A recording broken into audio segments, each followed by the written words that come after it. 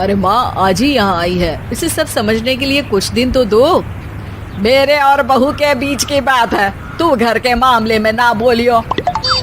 इस पर जतिन वहाँ से अपने कमरे में चला जाता है और सास अंजलि को काम की लिस्ट सुनाने लगती है।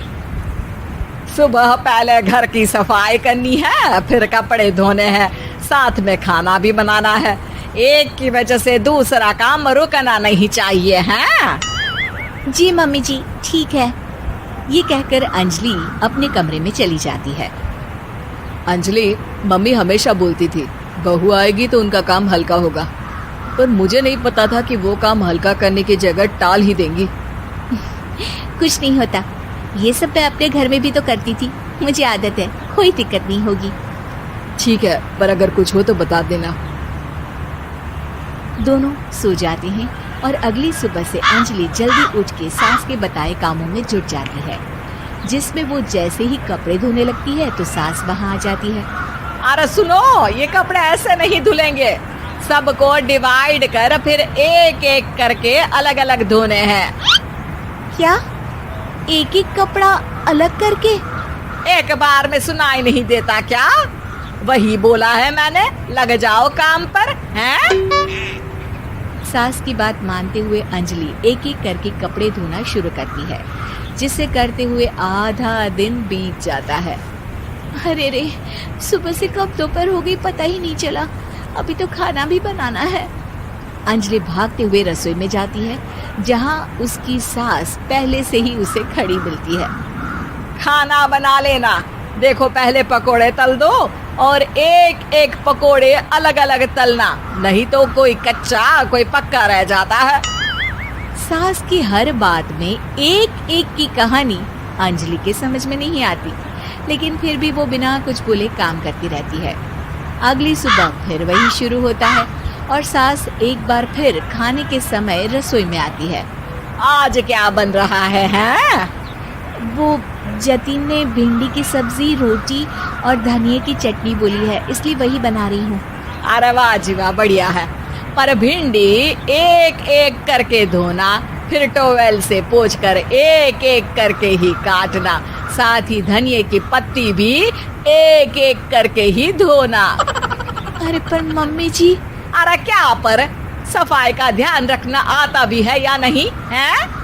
मैं ये सब सबकी हेल्थ के लिए ही तो कर रही हूँ ना, और तुम अर पर करती रहती हो हैं? सास की बातें सुन अंजलि हैरान रह जाती है। मैं तो सिर्फ सोचती थी कि जानबूझकर मेरा काम बढ़ाने के लिए ये सब करती हैं, पर ये तो काम बढ़ाने के साथ परेशान भी करना चाहती हैं। मैंने इनकी कौन सी बहस खोल दी जो इतनी दुश्मनी निकाल रही हैं? अब क्या करूं? अब अंजलि सास की बातों और हरकतों के बीच फंस जाती है। काम के लिए मना भी नहीं कर सकती, नहीं तो जाने कौन सा ड्रामा खड़ा कर दे। पर अंजलि, तुझे कुछ तो करना पड़ेगा। इतनी देर में जतिन भी वहां आ जाता है। अरे कौन ड्रामा खड़ा कर रहा है और क्या करना पड़ेगा? जतिन की बात सुन अंजलि सोच में पड़ जाती है। इन्हें सच बताऊं या नहीं? पर अगर ये गुस्सा हो गए तो? वैसे भी अपनी माँ से बहुत प्यार करते हैं, फिर उनके खिलाफ कुछ सुन कैसे लेंगे?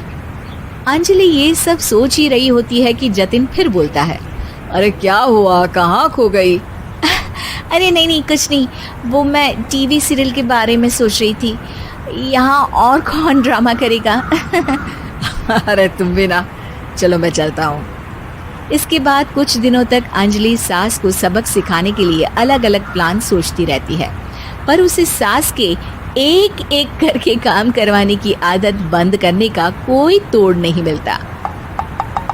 अगर ऐसे ही चलता रहा तो कहीं मैं एक दिन अपने सिर के बालों को भी एक एक करके सुलझना ना शुरू कर दूं। पगली हो गई है क्या? अकेले में क्या बड़बड़ किए जा रही हो? वैसे आज खाने में क्या है? आलू की सब्जी। तो फिर आलू को अच्छे से काट कर उसके कटे हुए कपड़ों को एक एक करके ही धोना है। बिल्कुल, इसे कैसे भूल सकती हूँ, मेरे जी का जंजाल। अरे बातें कम काम ज्यादा है। अंजलि एक बार फिर सास के कहे अनुसार काम करने लग जाती है। जिसमें सब्जी बनाते हुए उसके दिमाग में एक आइडिया आता है और वो सास को आवाज लगाती है, मम्मी जी सुनिए जरा इधर तो आना। अंजलि की आवाज सुन सास रसोई में आती है। अरे क्या हुआ, क्यों गला फाड़ कर चिल्ला रही हो? कुछ नहीं, वो सुबह कपड़े धोने की जल्दी में नहाई नहीं थी और अब शाम की पूजा भी करनी है, तो आप जरा सब्जी देख लीजिए ना, तब तक मैं